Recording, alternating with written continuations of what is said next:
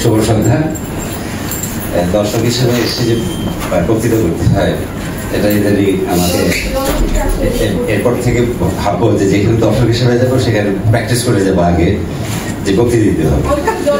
যাই হোক, জনতাকে প্রথমে ধন্যবাদ জানাই। আমার ধারণা ছিল লোকজন পড়াশোনা করে না, একটা বুক রিভিউতে 53টি হতে পারে তার মধ্যে অনেকগুলো খারাপ, কিন্তু 53টার বুক রিভিউ পাওয়া গেছে। এইটাতে কিন্তু একটু আশান্বিত হলাম। মানে আমি তো ভেবেছিলাম যে লোকজন পড়াশোনা ছেড়ে দিয়েছে, বুক রিভিউতে 3টা পাওয়া যাবে কিনা এবং আমাদেরকে লিখে লিখে বেনামে দিতে হবে কিনা। তো যাই হোক, আমি অনুমান করছি যে এটাতে ব্যাপক সাড়া পেয়েছে এবং জনতার এই উদ্যোগের জন্য তাকে আগে ধন্যবাদ জানিয়ে নিই। এবার নাসরিনের সম্পর্কে একটু বলি। কিছু কথা অবশ্য এসব তা নিয়ে বলেই গেছেন। আমরা যে সময়টাতে লিখতে শুরু করেছিলাম সেই সময়টাতে মানে এই যে আখ্যান ভিত্তিক মানে গল্প লেখা, গল্পের মধ্যে গল্প লেখা, এই জন্য বললো যে নাসরিনের ওই যে পারভিন সুলতানা বললো যে তার উরুকু সবাই পড়েছে, অন্য লেখা তার কম পড়েছে। আমিও যখন অনেকে জিজ্ঞেস করি কি পড়েছে নাসরিন, যখন নাসরিন মানে উরুকু মানে অথবা উরুক, কেউ কেউ নাসরিনকে উরুকু নামেও চেনে, এরকম একটা ভাব। এই যে কেন তার ছোট গল্প কম পড়া হয়েছে এবং কেন উরুকু বেশি পড়া হয়েছে সেটা দেখে বোঝা যাবে যে কারণ নাসরিন জাহানের দুটো সত্তা। একটা সত্তা হচ্ছে ছোট গল্পকার হিসেবে, আর একটা হচ্ছে উপন্যাসিক হিসেবে। উপন্যাসে আমার ব্যক্তিগতভাবে মনে হয় যে উরুকের মধ্যে যে গল্পটা আছে তার ছোট গল্পে সেই গল্প নাই। ছোট গল্প সেই গল্প বলতে চায় না, ছোট গল্পে সে আসলে রহস্য তৈরি করতে চায়। সেই রহস্যটা কি? সেই রহস্যটা হচ্ছে মানুষের যে মনস্তাত্ত্বিক সম্পর্ক, এইদিকে মানুষের যে প্রবৃত্তিগুলি থাকে সেগুলো। ফলে ওই গল্পে একটু শিক্ষিত না হলে ওই গল্প পড়ে জনপ্রিয়, মানে ওই গল্প পড়ে কেন পড়বে?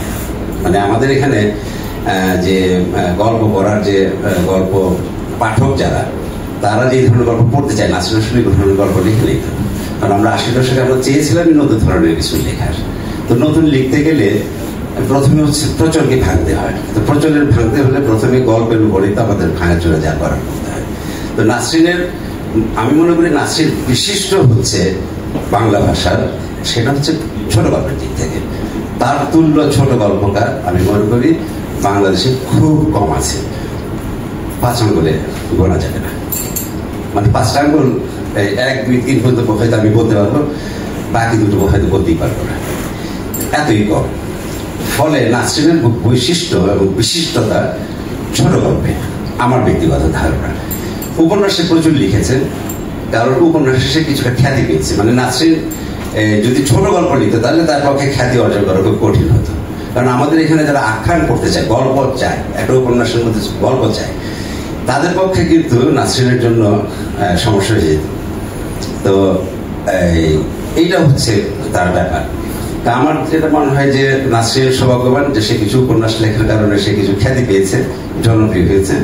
শুধু ছোট গল্প লিখলে সেই গল্প কে করবে? কারণ যারা গল্পের মধ্যে গল্প খোঁজে তারা তো খুবই আশাবাদী হবে।